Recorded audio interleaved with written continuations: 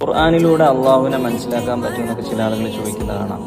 ഒരൊറ്റ ആയത്ത് within seconds കൊണ്ട് നമ്മളെ ചിന്തയെ ട്രിഗർ ചെയ്യിക്കുന്ന ഒരു സാധനം എക്സ്പ്ലെയിൻ ചെയ്തതാണ്. സൂറത്തുൽ അംബിയായിൽ 33-ാമത്തെ ആയത്ത്, വഹുവല്ലദീ ഖലഖൽ ലൈല വന്നഹാറ വശംസ വൽ ഖമറ കുല്ലുൻ ഫീ ഫലകിൻ യസ്ബഹൂൻ. ഈ ആയത്തിന്റെ മീനിങ് ഇങ്ങനെയാണ്: അള്ളാഹുവാണ് രാത്രിയും പകലും സൂര്യനെയും ചന്ദ്രനെയും ഒക്കെ പടച്ചിട്ടുള്ളത്. അത് ഓരോന്നും അതിന്റെ ഓർബിറ്റിൽ കൃത്യമായിട്ട് സഞ്ചരിച്ചുകൊണ്ടിരിക്കുന്നു. Not the point.